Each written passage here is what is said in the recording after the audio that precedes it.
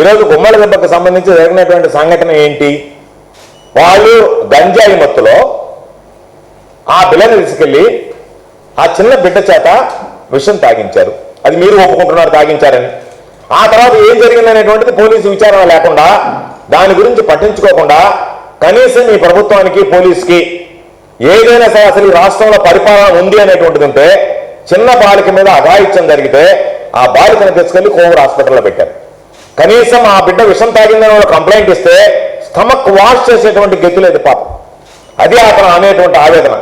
వాళ్ళు కనీసం నా బిడ్డ తీసుకున్నటువంటి విషయాన్ని కక్కించుంటే, నా బిడ్డ కిడ్నీలు పాడయ్యాయి, మీరు ఈరోజు తీసుకొస్తారా మా దగ్గరికి అని చెప్పి మాట్లాడారు డాక్టర్లు అని చెప్పి. అంటే మీరు నేరుగా తీసుకెళ్ళి అక్కడ అంటే నిర్లక్ష్యంగా ప్రభుత్వ యంత్రాంగం కానీ పోలీసులు కానీ ఎంత నిర్లక్ష్యంగా వ్యవహరించారంటే, గంజాయి మత్తులో ఉన్నటువంటి ఆ మైనర్ బాలురు ఎవరైతే ఉన్నారో వాళ్ళు మైనర్ బాలిక మీద అఘాయిత్యానికి పాల్పడి విషం తాగిస్తే, విషం తాగించారని చెప్పి ఆ బాధితుల తల్లిదండ్రులు తీసుకొచ్చి మీ దగ్గర ఫిర్యాదిస్తే, వాళ్ళ ఆ మైనర్ బాలుని తీసుకొచ్చి మీకు అప్పచెప్తే మీరు నేరుగా కోవూరు హాస్పిటల్కి పంపించి, కోవూరు హాస్పిటల్ నుంచి వాళ్ళు మా వల్ల కాదంటే నెల్లూరు హాస్పిటల్కి తీసుకొచ్చి, నెల్లూరు హాస్పిటల్లో పాపం ఆ పాపకు సంబంధించినటువంటి పరిస్థితి విషమంగా తయారు కావడంతో హడావుడిగా నెల్లూరులో ప్రైవేట్ ఆసుపత్రిలో చేరిస్తే మీ భాగవతం అంతా బయటపడుతుందని చెప్పి, మీ బొంకంతా బయటపడుతుందని చెప్పి నేరుగా మెడ్రాస్ లో స్టాన్లీ హాస్పిటల్కి మార్చారు. వాళ్ళు అడిగేది ఏంటి? నెల్లూరులో హాస్పిటల్ లేవా, మాకు రక్షణ లేదా?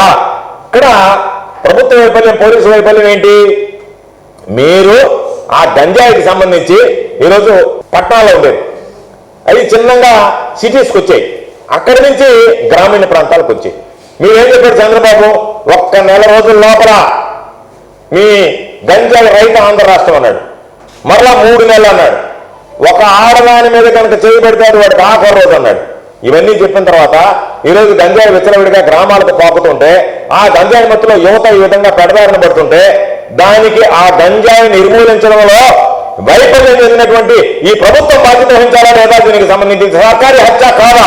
దీనికి ఎవరు బాధ్యత వహించాలా? నెంబర్ 1. నెంబర్ 2, ఈ ఇన్సిడెంట్ జరిగిన తర్వాత మీరు ఎటువంటి చర్యలు తీసుకున్నారు? ఏం నెల్లూరులో ప్రైవేట్ హాస్పిటల్కి ఎందుకు తీసుకువెళ్ళలేకపోతే, ప్రభుత్వ ఆసుపత్రిలో మీకు వైద్య పరికరాలు లేకపోతే, వైద్యం లేకపోతే? ఈరోజు మీరు నేర్చుకోండి. పరిపాలన లేకపోతే మా మీద పడి అల్లాటం కాదు, మా మీద గురించి మాట్లాడడం కాదు. ఈరోజు కాబట్టి నెల్లూరు జిల్లాలో విచారణ చేయించండి.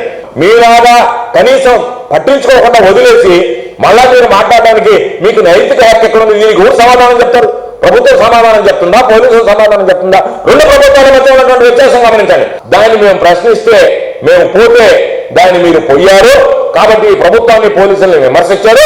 కాబట్టి ప్రభుత్వాన్ని పోలీసులు విమర్శించారు కాబట్టి ఆయన ఎవరో ఒక ఆయన నగర అధ్యక్షుడు అంట, బాధితులు ఎవరులే, నగర అధ్యక్షుడు అయ్యా గోవర్ధన్ రెడ్డి వచ్చాడు మాట్లాడిన ప్రభుత్వానికి వ్యతిరేకంగా అని చెప్పి దాని మీద ఆయన ఇచ్చినటువంటి దాని మీద ఈరోజు ఫిర్యాదు నమోదు చేశారు. నేను అడుగుతున్నా, నేను వెళ్ళా, వక్ఫ్ బోర్డు చైర్మన్ వెళ్ళాడు, ఎమ్మెల్యే గారు వెళ్ళాడు, వీళ్ళందరి మీద మీరు కేసులు నమోదు చేయరా?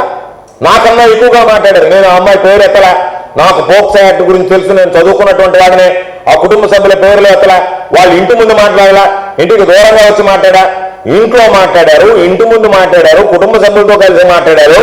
వాళ్ళనేమో వదిలిపెట్టి నా మీద మరొక కేసు బనాయించారు. అంటే మీ ఉద్దేశం ఏమిటంటే మిమ్మల్ని ప్రశ్నిస్తే కేసులు. లడ్డు వ్యవహారం మిమ్మల్ని అడగరు.